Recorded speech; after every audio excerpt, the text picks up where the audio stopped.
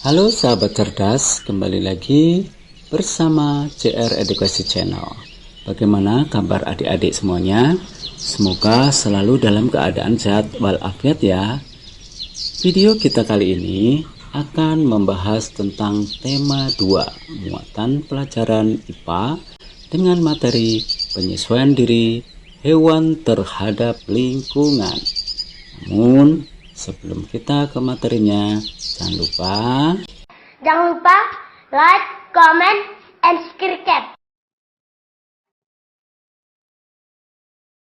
Pada pembelajaran kita kali ini telah memasuki tema 2, yaitu tentang penyesuaian diri hewan terhadap lingkungan. Yang pertama, ada adaptasi. Adaptasi adalah kemampuan makhluk hidup untuk menyesuaikan diri dengan lingkungan hidupnya. Adaptasi hewan memiliki tujuan, yaitu menghindari dari kepunahan. Lalu, adaptasi hewan juga memiliki fungsi sebagai berikut. 1. Untuk memperoleh makanan. 2. Untuk menghindari serangan dari musuhnya. Dan yang ketiga, untuk bertahan hidup. Nah, adaptasi hewan ini ada 3 jenis, yaitu adaptasi morfologi, fisiologi, dan tingkah laku. Adaptasi morfologi adalah penyesuaian bentuk dan alat tubuh makhluk hidup dengan lingkungannya. Contohnya, bentuk mulut serangga dan bentuk paruh pada burung, serta bentuk cakar pada unggas. Lalu, adaptasi fisiologi. Adaptasi fisiologi adalah penyesuaian fungsi fisiologi organ-organ atau alat tubuh makhluk hidup untuk mempertahankan hidupnya. Contohnya, unta, sapi, dan burung hantu. Lalu, adaptasi yang selanjutnya yaitu adaptasi tingkah laku.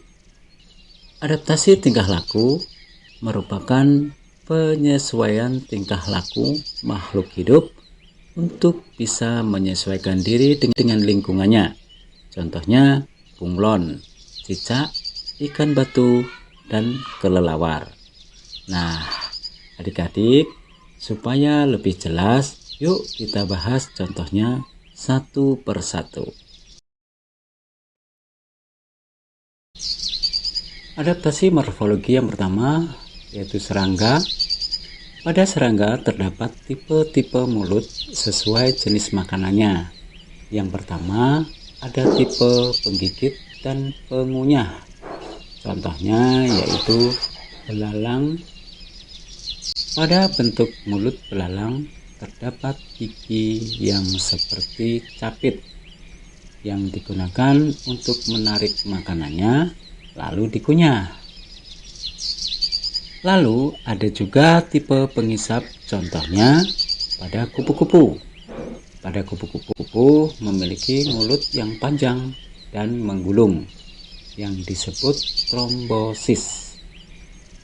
Tipe yang ketiga yaitu penjilat, contohnya lalat. Pada mulut lalat, bentuk mulutnya terdapat saringan yang berfungsi untuk menjilat cairan pada makanannya. Lalu tipe yang keempat yaitu tipe mulut penusuk dan penghisap. Contohnya adalah nyamuk. Pada mulut terdapat mulut yang seperti jarum suntik yang berfungsi untuk menghisap makanannya.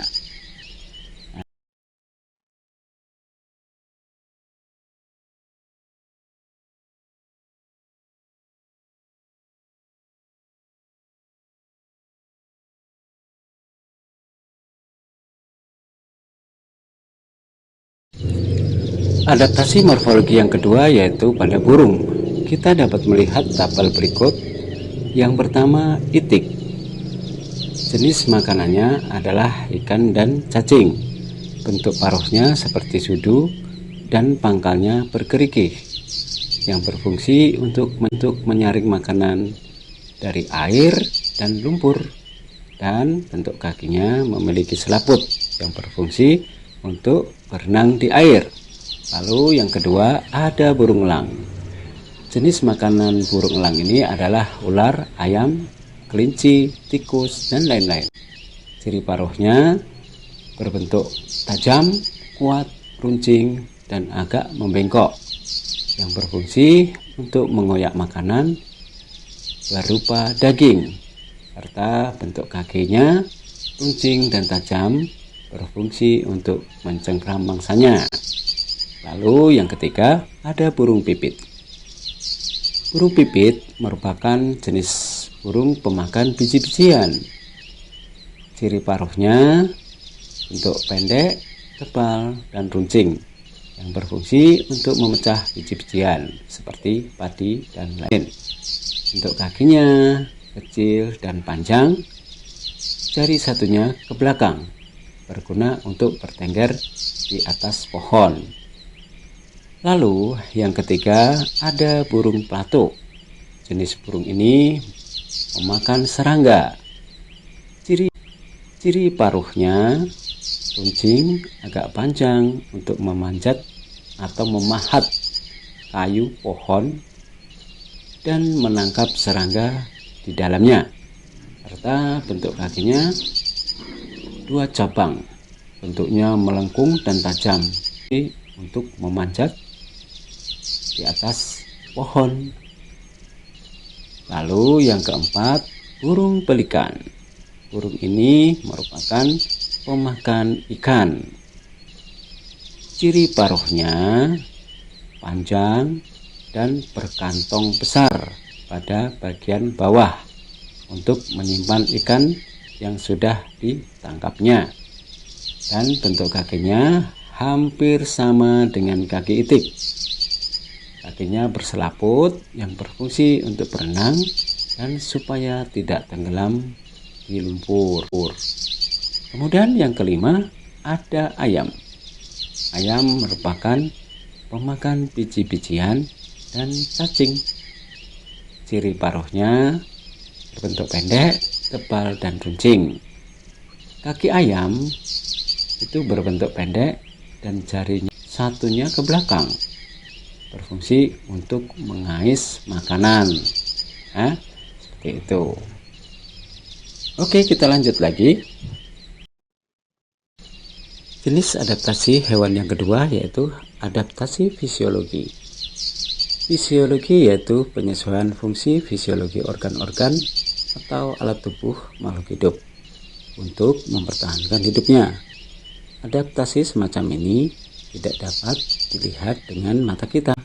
Contohnya unta. Pada hewan unta menyimpan cadangan air pada kantong yang ada pada punuknya, serta menyimpan lemak sebagai cadangan makanannya. Itulah sebabnya unta mampu bertahan untuk tidak makan dan tidak minum dalam waktu yang cukup lama. Kemudian contoh yang kedua ada sapi. Sapi merupakan hewan mamalia yang bisa memamah biak, artinya dapat memakan 2 kali, karena sapi makanannya rumput. Rumput kan banyak mengandung serat. Pada pancaan sapi terdapat enzim selulase yang membantu mencerna makanannya yang tinggi akan serat. Lalu contoh yang ketiga ada burung hantu. Burung hantu memiliki penglihatan yang sangat tajam walaupun dalam keadaan gelap, dan burung hantu mampu melihat mangsanya pada malam hari. Kemudian jenis adaptasi yang ketiga yaitu adaptasi tingkah laku. Adaptasi tingkah laku merupakan penyesuaian tingkah laku makhluk hidup untuk bisa menyesuaikan diri dengan lingkungannya. Contohnya bunglon. Bunglon dapat mengubah warna kulitnya sesuai dengan lingkungan sekelilingnya, yang berfungsi untuk mengelabui musuhnya atau untuk mencari mangsa. Sedangkan kemampuan bunglon dapat mengubah warna kulitnya disebut mimikri. Lalu contoh yang kedua, ada cicak. Cicak memiliki kemampuan memegang ekornya dengan tujuan untuk mengelabui predator atau musuhnya, supaya predator hanya memakan ekornya, sedangkan tubuhnya dapat selamat. Sedangkan kemampuan cicak dapat memutuskan ekornya disebut autotomi. Lalu contoh yang ketiga, ada kelelawar.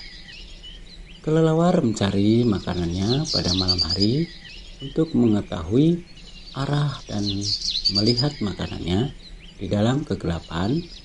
Kelelawar mendeteksi melalui frekuensi yang sangat tinggi, melalui mulutnya yang dipantulkan melalui benda di sekitarnya, seperti kayu, batu, dan serangga. Dan kelelawar dapat memperkirakan jarak makanannya. Sedangkan kemampuan kelelawar tersebut disebut ekolokasi. Lalu contoh yang keempat yaitu ada ikan batu. Ikan batu pandai menyamarkan dirinya menyerupai batu karang. Tujuannya untuk menghindari predator dan mendapat makanannya. Jika tidak sengaja tersentuh, ikan batu ini akan kabur secepat mungkin. Sedangkan kemampuan ikan batu mengelabui musuhnya disebut kamuflase. Nah, adik-adik sekalian, sampai di sini dulu ya video pembelajaran kita kali ini. Semoga bermanfaat. Tunggu video-video pembelajaran selanjutnya. Sampai jumpa.